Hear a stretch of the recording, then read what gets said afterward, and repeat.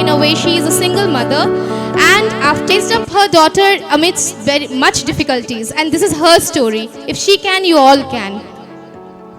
Hi everyone, मेरी story तो सुनना पड़ेगा आप लोग को, भले ज़बरदस्ती ही सही, क्योंकि शीरोज़ ऐसे ही नहीं बनती है। कोई हीरो बनते हैं जो जेंट्स होते हैं, हम हीरोज़ अच्छे देखकर मूवीज़ जाते हैं, लेकिन शीरोज़ रियल लाइफ में जो औरतें बनती हैं उनके लिए मेरी ये छोटी सी कहानी बहुत ट्विस्ट से है। बहुत ज़्यादा नहीं बोलूँगी, छोटी उम्र में शादी हो गई, ठीक है, परिवार कंजर्वेटिव था, ठीक है, तो बेटी हुई, बेटा हुआ, बेटे की डेथ हुई, वहीं से जीवन की कहानी शुरू हुई।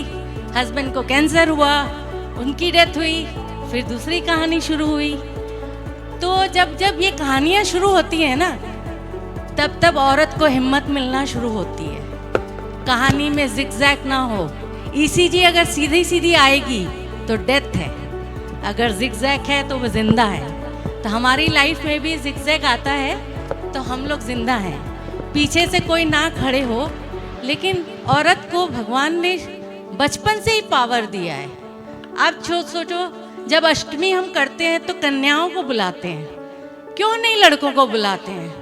कन्याओं को इसलिए बुलाते हैं क्योंकि भगवान ने माता धरती माता बनाई है, धरती माता के ऊपर सारा विश्व खड़ा है। इसीलिए हम लोग की कहानी थोड़ी सी ज़्यादा इमोशनल होती है। माँ भी बनती है, पत्नी भी बनती है, पत्नी बन के पति का साथ देती है, माँ बन के बच्चों का साथ देती है। बच्चों को बचाने के लिए माँ झूठ भी बोलती है, सच भी बोलती है, दोनों चीज़ें हैं। मेरी स्टोरी की चेंजिंग ये हुई कि मेरे पति की जब डेथ हुई तब मेरी बेटी पढ़ रही थी, पूरा पैसा कैंसर में ख़त्म हो चुका था, ठीक है, गोल्ड बिक गया तो बिक गया। गोल्ड बिका तभी मैं गोल्डन हुई, क्योंकि गोल्ड तो हाथ चमकाते हैं, गोल्ड जाने से आप मेहनत करते हैं, मेहनत करने से चेहरा चमकता है, ये मेरा मानना है। तो आप सब सोचिए, जब मैं फर्स्ट रैंप वॉक 2015 में दिल्ली में कर रही थी, मिस्टर अनिल कपूर जी थे वहाँ पर जूरी में। उन्होंने पूछा इस एज में आप क्यों आई हैं, मैं 1 मिनट का टाइम देता हूँ। मैंने बोला मैं आपको हाफ मिनट में बताती हूँ।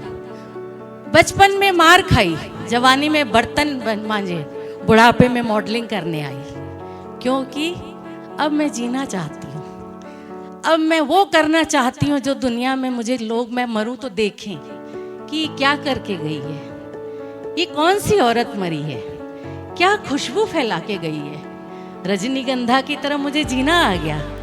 मैं उस दिन से ठान ली। मैंने 40 बच्चों को पढ़ाना शुरू किया फ्री में, एनजीओ में। आज भी मिड मील उनको प्रोवाइड करती हूँ भगवान की कृपा से। मेरी बेटी एनएससी नेशनल स्टॉक एक्सचेंज की लॉयर है।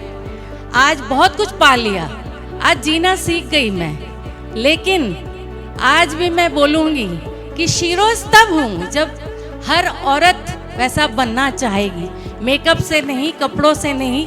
आज तो बहुत फैसिलिटीज़ हैं, बहुत मंच हैं, बहुत चीज़ें हैं, लेकिन आप एक औरत को पकड़कर दूसरी औरत को भी सिखाना सीखिए। क्योंकि क्या होता है, एक औरत दूसरी औरत की टांग बहुत जल्दी खींचती है, मर्द नहीं खींचता, औरत खींचती है। ये मेरा खुद का मानना है। तो इसलिए मेरी औरतों से रिक्वेस्ट है, जब औरत आपके पास खूबसूरत लगे तो आप एक मर्द की तरह उसकी तारीफ करें। क्या पता उसके अंदर कौन सा दर्द है, वो दर्द छुपा कर आती है। हम सोचते हैं वो बहुत अच्छी लग रही है, बहुत अच्छे ओहदे पर है, पर उसकी मजबूरी हमें नहीं दिखती है। आज मैं बहुत खुश हूँ, मेरे पास सब कुछ है, पर मेरे पास साथी मेरा तो भगवान के पास है। लेकिन आज मैं खुद की साथी खुद बनाकर, खुद की सारथी बनकर जी रही हूँ, जो कृष्ण भगवान का बोला हुआ है। तो मैं चाहूँगी कि मैं बहुत ज़्यादा नहीं बोलूँगी, ये छोटी सी स्टोरी में आपको समझ में आ गया होगा। हम लोगों ने जब मोदी जी को मैं मैप, ये छोटा सा बताऊँगी, मैप बनाकर राष्ट्र की मिट्टी देश के नाम हमने बनाया था दिल्ली में। मोदी जी का एक ही सवाल था कि बंगाल से कौन आया है। मैंने बोला दीदी की तरफ से आई हूँ, शायद ये मेरे से नाराज हो जाएंगे।